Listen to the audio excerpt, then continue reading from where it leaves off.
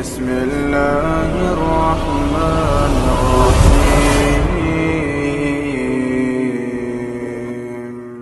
Namun ikhwani fiddin rahimani rahimakumullah, timbul pertanyaan, kok bisa hari ini umat Kristiani memahami bahwasanya Nabi Isa alaihissalam itu Tuhan atau anak Tuhan? Barakallahu fikum. Maka mari kita lihat sejarah, dan ini diakui oleh umat Kristiani. Barakallahu fikum. Sosok yang banyak merubah Injil, barakallahu fikum, adalah sosok yang bernama Paulus dari Tarsus. Paulus dari Tarsus. Tarsus sekarang adalah masuk wilayah Turki. Siapa Paulus ini?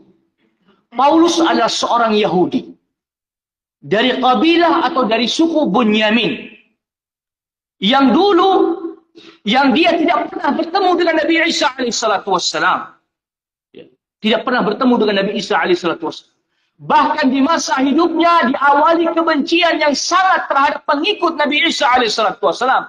Dia termasuk orang yang memusuhi, meneror, menangkap, memukul, bahkan membunuh pengikut Nabi Isa alaihissalatu wassalam. Namun di suatu perjalanan menuju Damaskus, barakallahu fikum, ini pengakuan yang dia buat sendiri di dalam perjanjian baru. Barakallahu fikum, dalam sebuah perjalanan dia menaiki kuda atau unta atau keledai, pokoknya dia menunggangi sesuatu. Barakallahu fikum, kemudian datang cahaya dari langit. Ini pengakuannya, dan ini diakui oleh umat Kristiani. Tiba-tiba dia terjatuh dari tunggangannya, dan dia berkata, saya melihat Yeshua. Yeshua bahasa Ibrani, bahasa Inggrisnya Yesus, bahasa Arabnya Isa. Melihat Yeshua dari langit. Seketika itu aku bertaubat kepadanya atas apa yang aku lakukan dahulu untuk membenci, memukuli, bahkan membunuhi pengikutnya. Aku melihat sosoknya yang memanggilku dari langit. Barakallahu. Sehingga dari situlah dia melakukan pertaubatan dan dia mulai menulis Injil. Barakallahu fikum. Nah, sehingga salah satu yang merubah banyak ajaran Nabi Isa alaihissalatu wassalam adalah sosok Paulus ini. Dulu namanya Saulus, ketika bertaubat diganti Paulus. Barakallahu fikum. Nah, dia bertaubat dan dia menulis Injil. Barakallahu fikum. Salah satunya dia merubah. Dulu Nabi Isa alaihissalatu wassalam mendakwakan u'budullaha wa la tusyriku bihi syai'a. Kini dia jadikan Nabi Isa alaihissalatu wassalam sebagai Rabb, sebagai Tuhan. Barakallahu fikum. Kenapa?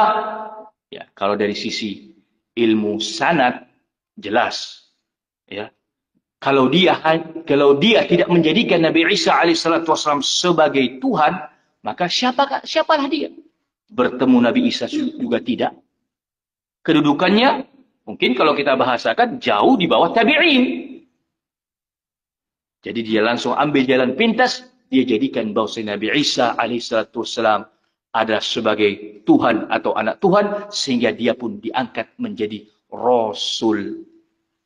Maka mungkin sering kita lihat ada beberapa gereja ditulis gereja Rasul Paulus. Barakallahu fikum. Atau Santo Paulus. Santo itu adalah artinya orang suci.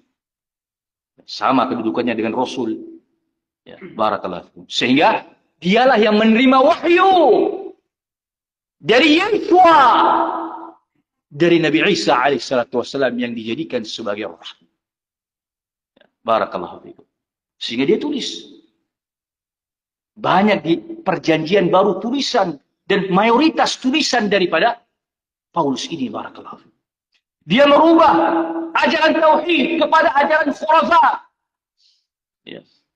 Dia merubah Nabi Isa alaihissalatu wassalam mengharamkan babi, dia halalkan. Nabi Isa alaihissalatu wassalam mengharamkan khamar, dia halalkan. Ya. Barakallahu fikum. Ya. Dan seterusnya, termasuk sunat. Nabi Isa alaihissalatu wassalam mewajibkan sunat, tapi dia merubah hukumnya. Boleh-boleh saja, boleh sunat ya boleh, enggak masalah. Ya. Barakallahu fikum. Sehingga jangan aneh umat Kristiani makan babi biasa. Ya. Barakallahu fikum. Minum minuman keras biasa. Ya. Berasal dari ajaran yang diajarkan oleh Paulus dari Tarsus ini. Barakallahu fikum. Nah,